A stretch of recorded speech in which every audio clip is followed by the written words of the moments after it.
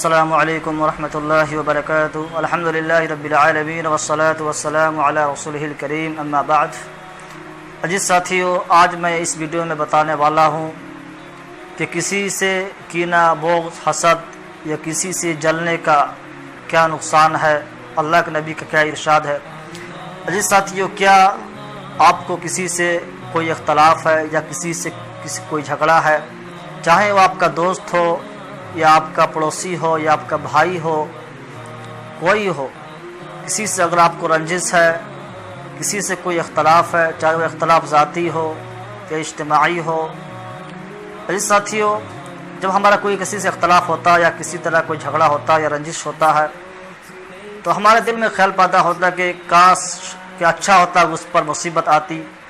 جب اس پر کوئی مصیبت آتی ہے تو ہمارے دلوں کو اطمینان ملتا ہے، خوشی محسوس ہوتی ہے، اور یہ دل میں خیال پیدا ہوتا ہے کہ بہت اچھا ہوا کہ اس کے ساتھ یہ انجام ہوا، بہت اچھا ہوا کہ اس کو یہ مصیبت پہنچی۔ عزیز ساتھیو، اگر آپ کے ساتھ ایسا ہو رہا ہے، اگر آپ کا معاشرے، آپ کے گھر یا آپ کے پاس پڑوس یا آپ کے بستی علاقے میں کوئی ہے جس سے آپ کو رنجش ہو، کسی طرح کوئی دشمنی ہو، لڑائی جھگڑا ہو، اور اس کے مصیبت پہ، اس پر جو مصیبت نازل ہو رہی ہے، اس پر کسی طرح کی کوئی مصیبت آ رہی ہے، اس کی مصیبت آنے پہ آپ کو خوشی مل رہی ہے، آپ کو دل کو مسرت مل رہی ہے، آپ کو اچھا لگ رہا ہے، تو یاد رکھیے اس کے تعلق سے اللہ کے نبی پیارے محمد مصطفیٰ صلی اللہ علیہ وسلم کا کیا ارشاد ہے۔ عزیز ساتھیو، آج کل ایسا بہت ہو رہا ہے، جب کہ ہمارا کسی سے جھگڑا ہو جاتا ہے، ایسا بھی ہوتا ہے کہ جھگڑا بھی نہیں ہوتا، کوئی اچھا آدمی آگے بڑھ رہا ہے، سماج میں آگے بڑھ رہا ہے، یا کسی کا اچھا پوزیشن آ گیا امتحان میں، یا کسی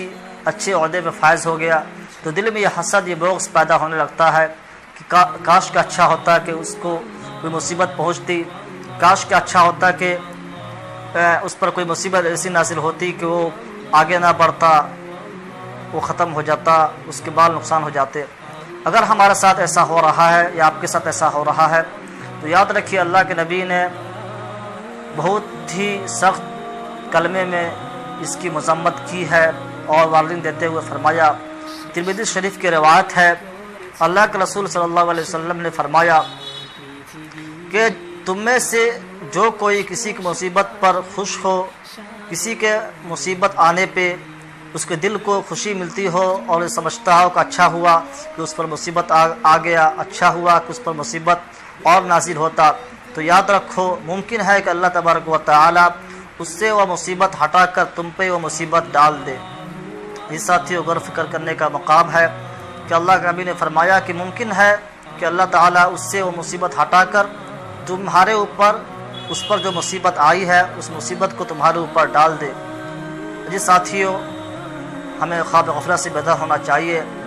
اور ہمیں کینہ، بغض، حسد جیسی بیماری سے دور ہونا چاہیے۔ بہت ہی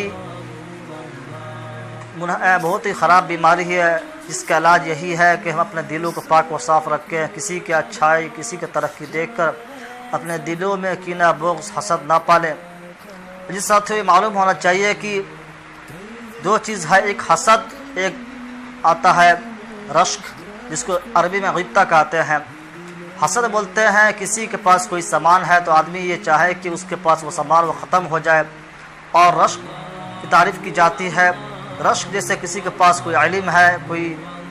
مالدار ہے، تو یہ دل میں خواہش پیدا ہو کہ کاش میرے پاس علم ہوتا، میں بھی اپنے علم سے لوگوں تک فائدہ پہنچاتا، کاش میرے پاس مال ہوتا، میں بھی اس مال سے غربا مساکین اللہ کے بندوں پر خرچ کرتا ہے۔ تو یہ رشک ہے، یہ رشک اسلام میں جائز ہے، اور حسد اسلام میں جائز نہیں ہے۔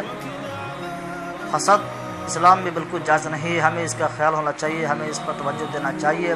آج ہمارے معاشرے، ہمارے سوسائٹی میں یہ بہت ہی رائج ہو چکا ہے حسد، اور اس سے دوسرے کا نقصان نہیں بلکہ انسان خود اپنا ذاتی نقصان کرتا ہے۔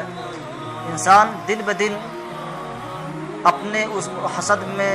اپنے دل میں جو ایک بات بیٹھا رکھتا ہے دوسرے کے تعلق سے، اس سے خود اسی کا نقصان ہوتا ہے۔ اللہ تعالیٰ سے دعا ہے کہ اللہ تعالیٰ ہمیں کہنے سننے سے عمل کرنے کی توفیق عطا فرمائے۔ وما توفیقی الا باللہ۔ السلام علیکم ورحمۃ اللہ۔